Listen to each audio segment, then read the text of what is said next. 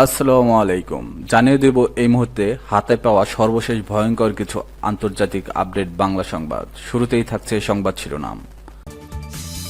গাজার স্কুলে ইসরায়েলি বোমা হামলা, নিহত 25। জানিয়ে দেব ইসরায়েলের সঙ্গে যুদ্ধ এখনো শেষ হয়নি, হিজবুল্লাহ মহাসচিব। এরপর রয়েছে রাশিয়ার সবচেয়ে ভয়াবহ হামলার পর যা বললেন জেলেনস্কি। সর্বশেষ থাকছে ইসরায়েলি হামলায় গাজায় 220 সাংবাদিক নিহত। এখন শুনছিলেন সংবাদ শিরোনাম, এবার বিস্তারিত। প্রিয় দর্শক, আপনি যদি এই চ্যানেলে নতুন হয়ে থাকেন, ভিডিওটি দেখতে দেখতে চ্যানেলটি সাবস্ক্রাইব করে আমাদের সাথেই থাকুন। গাজার স্কুলে ইসরায়েলি বোমা হামলায় নিহত 25। ফিলিস্তিনের অবরুদ্ধ গাজায় একটি স্কুলে বোমা হামলা চালিয়েছে ইসরায়েল। এতে কমপক্ষে 25 জন নিহত হয়েছেন। হামলার শিকার ফাহমি আল জারজাভি স্কুলটি একটি আশ্রয়কেন্দ্র হিসেবে ব্যবহৃত হয়ে আসছিল এবং সেখানে বহু মানুষ আশ্রয় নিয়েছে। স্কুলে ইসরায়েলি হামলায় নিহতদের মধ্যে 2 জন রেড ক্রস কর্মী এবং একজন সাংবাদিক রয়েছে, এই তথ্য জানিয়েছে সংবাদ মাধ্যম আল জাজিরা। প্রতিবেদনে বলা হয়েছে, গাজার ইসরায়েলি বাহিনী আবারও ব্যাপক হামলা চালিয়েছে। উপত্যকাটির একটি স্কুলে বোমা হামলায় নিহতের সংখ্যা বেড়ে 25 জন দাঁড়িয়েছে। স্কুলটি আশ্রয়কেন্দ্র হিসেবে ব্যবহৃত হচ্ছিল।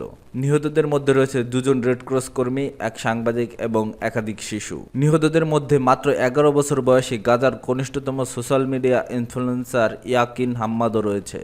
পৃথক প্রতিবেদনে আল জাজিরা বলেছে, গত 48 ঘন্টায় গাজায় ইসরায়েলি হামলায় 12 জনের বেশি শিশুর মৃত্যু হয়েছে।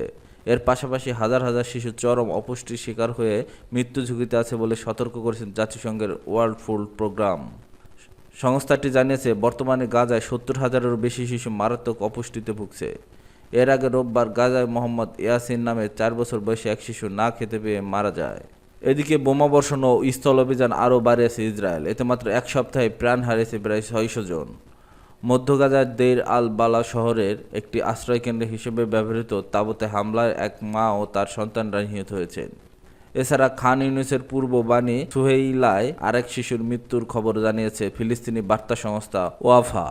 ওই শিশুর পরিবারকে লক্ষ্য করে চালানো হয় ড্রোন হামলা। উত্তর গাজার জাবালিয়া আরেকটি হামলায় অন্তত 5 জন নিহত হয়েছেন, যাদের মধ্যে রয়েছে 2 নারী ও এক শিশু। এসব তথ্য নিশ্চিত করেছে গাজার স্বাস্থ্য মন্ত্রণালয়।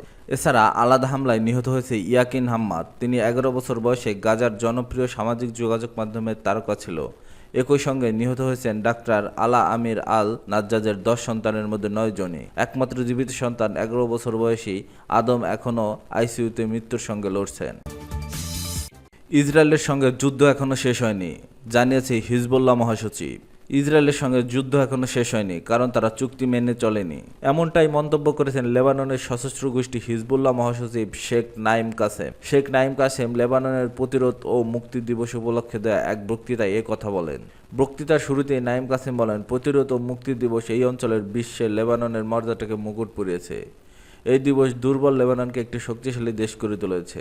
হিজবুল্লাহ নেতার মতে, ইসরায়েল 17 মে চুক্তি চাপিয়ে দেওয়ার চেষ্টা করেছিল, তবে প্রতিরোধ বাহিনী তাতে বাধা দিয়েছে। 1982 সাল থেকে ইসরায়েলিরা বুঝতে পেরেছিল যে তারা লেবাননের ভূখণ্ডে বসতি স্থাপন করতে পারবে না। তিনি উল্লেখ করেন, ইসরায়েল আরেকটি চুক্তি চাপিয়ে দেওয়ার চেষ্টা করছিল, কিন্তু লেবানন তা প্রত্যাখ্যান করে এবং দখলদার বাহিনী তাদের সহযোগিতার পেছনে ফেলে রাতের বেলা পালিয়ে যায়।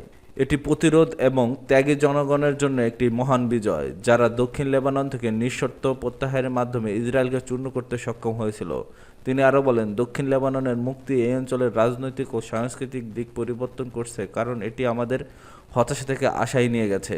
নাইম কাসেম বলেন, লেবাননের ইসরায়েলের সম্প্রসারণের ক্ষমতা শেষ হয়ে গেছে। বিজয়ের যুগ ফিলিস্তিনে এমন একটি রূপান্তর এনেছে যা শত্রুকে বিলুপ্তির পথে নিয়ে গেছে।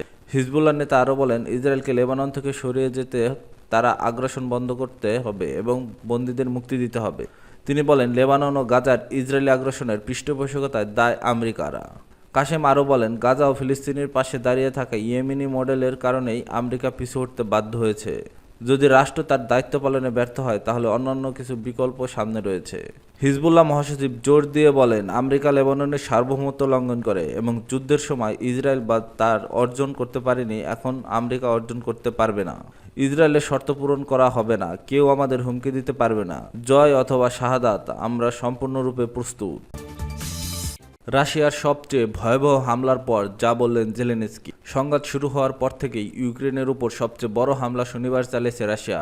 এই দাবি করে ইউক্রেনের প্রেসিডেন্ট জেলেনস্কি অভিযোগ করেছেন, রাশিয়ার সম্প্রতি হামলার পর যুক্তরাষ্ট্রের নিরাপত্তাই পুতিনকে উৎসাহিত করেছে। রাতভর চালানো এই হামলায় রাশিয়া যুদ্ধ শুরু হওয়ার পর থেকে এক রাতে সর্বোচ্চ সংখ্যক ড্রোন ও ক্ষেপণাস্ত্র নিক্ষেপ করেছে। ইউক্রেন জুড়ে ব্যাপক হামলায় 3 শিশুসহ কমপক্ষে 12 জন নিহত হয়েছেন।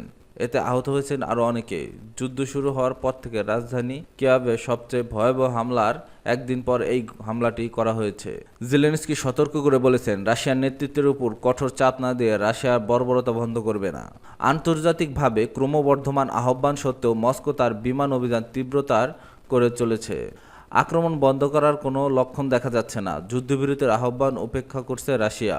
মার্কিন প্রেসিডেন্ট ডোনাল্ড ট্রাম্প পূর্বে দাবি করেছেন, পুতিন যুদ্ধ শেষ করতে আগ্রহী।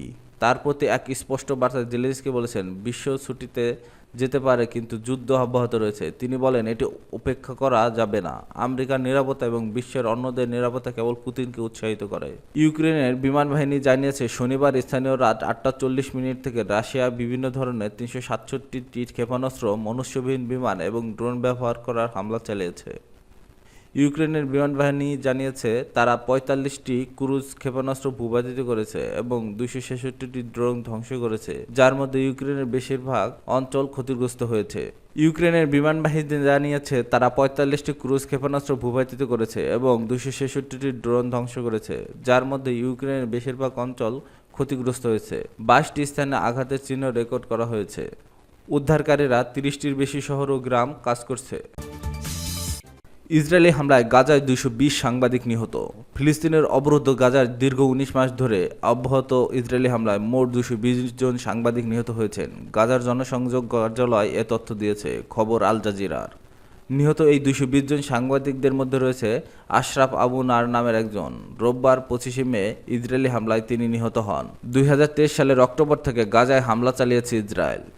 মাস দুয়েকের যুদ্ধবিরতির সময় ছাড়া উপত্যকাটির নির্বিচারে চলছে মানুষ হত্যা। রোববারও গাজায় অন্তত 23 ফিলিস্তিনি নিহত হয়েছেন। এদিন দক্ষিণের খান ইউনুস, উত্তর জাবালিয়া ও মধ্য গাজায় নুসেইরাতে হামলা হয়েছে। গাজার জনসংযোগ কার্যালয়ের হিসাবে গাজায় 19 মাস ধরে চলমান হামলায় এখন পর্যন্ত 220 জন সাংবাদিক নিহত হয়েছেন। এ নিয়ে সংঘাত শুরুর পর থেকে উপত্যকাটিতে প্রায় 54,000 ফিলিস্তিনি নিহত হয়েছেন বলে জানিয়েছে স্থানীয় স্বাস্থ্য মন্ত্রণালয়। তাদের মধ্যে নারী ও শিশুই বেশি। এ সময় আহত হয়েছেন প্রায় 1,23,000 মানুষ। উদ্ধার সরঞ্জামের অভাবে গাজার হাজার হাজার মানুষ ধ্বংসস্তূপের নিচে চাপা পড়ে মারা যাচ্ছে বলে জানিয়েছে উপত্যকাটির সিভিল ডিফেন্স কর্তৃপক্ষ। সিভিল ডিফেন্সের কর্মকর্তা মোহাম্মদ আল মোগায়ের বলেন, আমাদের তথ্য অনুযায়ী আমরা সহায়তা করতে না পারার কারণে 9,700 জন ধ্বংসস্তূপের নিচে আটকা পড়ে অবস্থায় শেষ নিঃশ্বাস ত্যাগ করেন।